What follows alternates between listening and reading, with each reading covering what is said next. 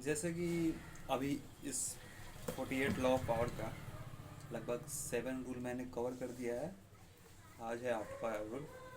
और 8वां रूल कहता है, तो वो ध्यान से सुनना और ध्यान से इस चीज़ को सुनना कि 8वां रूल क्या कहता है। ये एक बहुत ही पावरफुल बुक है, तुम इसके बारे में जानते भी हो। तो 8वां रूल कहता है, दूसरे को अपने पास बुलाए, ज़रूरत पड़ने पर दाना भी डाले। जब आप दूसरे व्यक्ति को कोई काम करने के लिए मजबूर करते हैं तो नियंत्रण आपके हाथ में होता है। हमेशा ज़्यादा अच्छा यही होता है कि आपका विरोधी आपके पास आए और इस प्रक्रिया से अपनी योजना छोड़ दे। बहुत बड़ा प्रलोभन देकर उसे ललचाए, फिर उस पर हमला कर दे। तुरुप के सारे पत्ते आपके हाथ में होते हैं। ये था आज का विचार। ये मतलब कि नियम 8 का विचार था। अब आते हैं शक्ति के कुंजी पर। यह नाटक इतिहास में बहुत बार खेला गया है।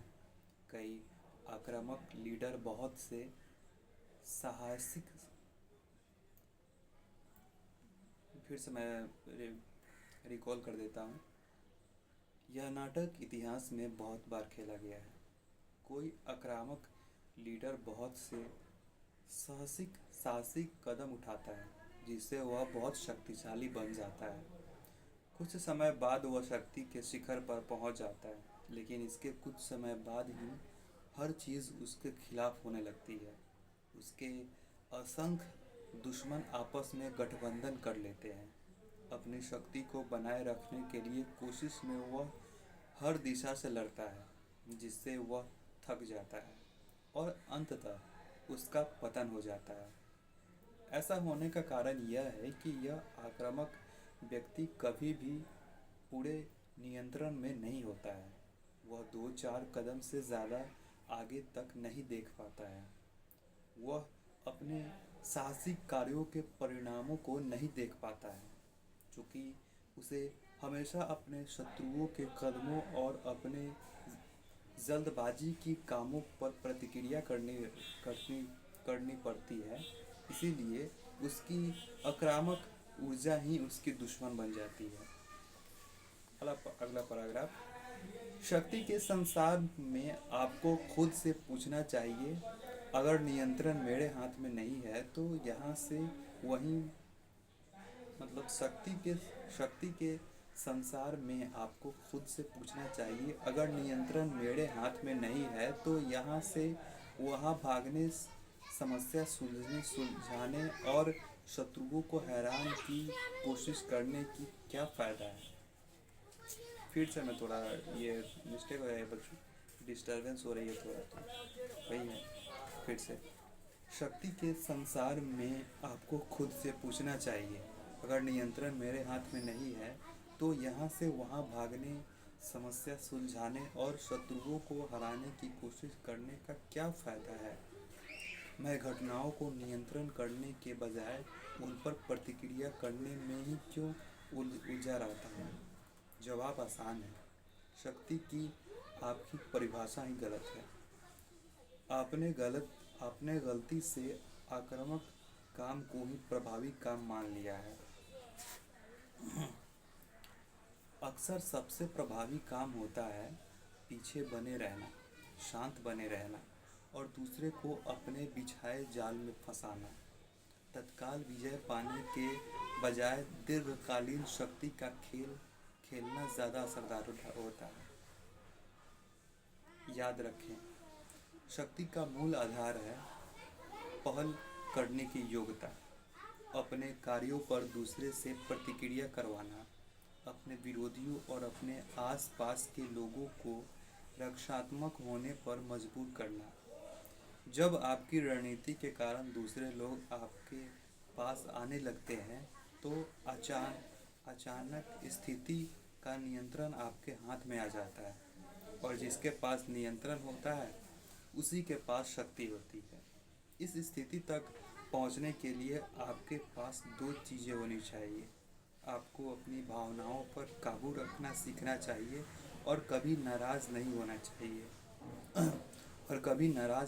चाहिए।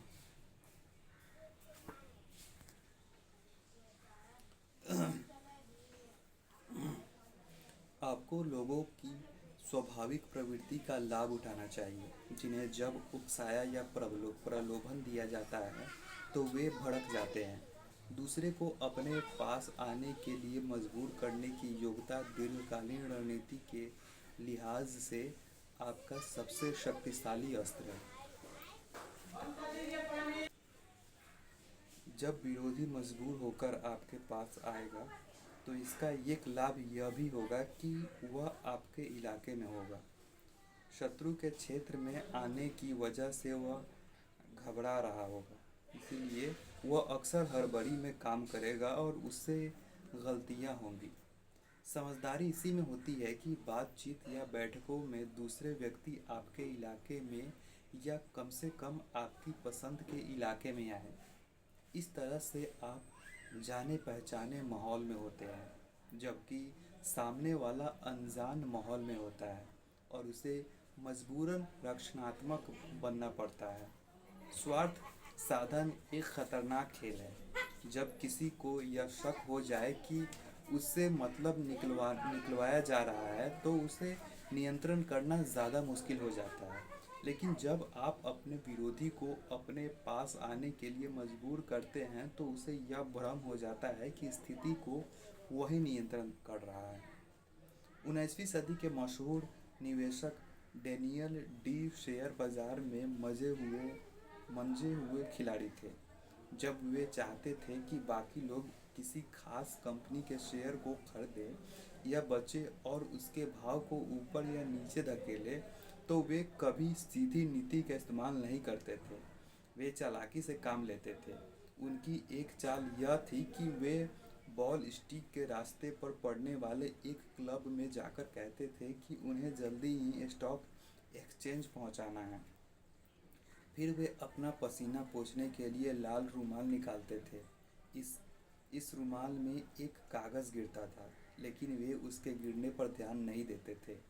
क्लब के सदस्य हमेशा ड्यू के कदमों को भांपने की कोशिश करते थे, इसीलिए उनके जाने के बाद वे लपककर उस कागज़ को उठा लेते थे। उस कागज़ में किसी कंपनी के शेयर के बारे में गोपनीय जानकारी लिखी रहती थी। बात फैल जाती थी और सदस्य उस जानकारी के आधार पर धड़ाधड़ वह शेयर खरीदने लगते थे और इस तरह ड्यू के हाथों में खिलौना बन जाते थे। हर चीज़ इस बात पर निर्भर करती है कि आप जो दाना डाल रहे हैं वह कितना मीठा है। अगर आपका जाल आकर्षक है तो आपके दुश्मनों की इच्छाओं और भावनाओं का उलझपन उन्हें सच्चाई नहीं देखने देगी। उनका लोभ जितना बढ़ेगा, उन्हें उतना ही घुमाया जा सकता है। तो ये था आज का, ये शक्ति की कुंजी थी। अब तस्वीर पढ़ते हैं। शहद लगा भालू का फंदा। भालुओं का शिकारी अपने शिकार के पीछे दौड़ नहीं लगाना भालुओं का शिकारी अपने शिकार के पीछे दौड़ नहीं लगाता है। अगर भालू को यह पता चल जाए कि उसका पीछा किया जा रहा है तो उसे पकड़ना लगभग असंभव होता है। और मान लीजिए अगर किसी ने उसे पकड़ भी लिया तो वह हिंसक हो जाएगा। इसीलिए शिकारी भालू का पीछा नहीं करता, इसके बजाय वह फंदे में शहद लगा देता है। वह भालू का पीछा करके खुद को थकाता नहीं है। वह भालू के पीछे भागकर अपनी जान जोखिम में नहीं डालता। वह तो बस फंदा तैयार कर देता है और फिर इंतज़ार करता है। विशेषज्ञों की राय। अच्छे योद्धा कभी दूसरे के पास नहीं जाते, बल्कि दूसरे को अपने पास आने के लिए मजबूर कर देते हैं। यह दूसरे के खालीपन और खुद के भरे होने का सिद्धांत है। जब आप अपने विरोधियों को अपने पास आने के लिए प्रेरित करते हैं तो उनकी शक्ति हमेशा खाली होती है। जब तक आप उनके पास नहीं जाते हैं तब तक आपकी शक्ति हमेशा भरी होती है। खालीपन पर हमला करना अंडे पर पत्थर मारने की तरह है। खालीपन पर हमला करना अंडे पर पत्थर मारने की तरह है। तो ये था आज का नियम 8 था, द 48 लॉ ऑफ पावर का। आई होप कि तुम समझोगे। थोड़ा सा इसमें डिस्टर्बेंस था, बट क्या कर सकते हैं, कभी काल होता है, या माहौल ठीक नहीं है, कभी उधर से बच्चा बोल दिया, कभी इधर से कोई बोल दिया, फिर ये भी डर रहता है कोई आ ना जाए देख ले ये क्या कर, तो ऐसा कुछ है। तो यही था आज का वीडियो, मिलते हैं किसी नेक्स्ट वीडियो, तब तक के लिए देखते रहिए एंड बाय गाइस।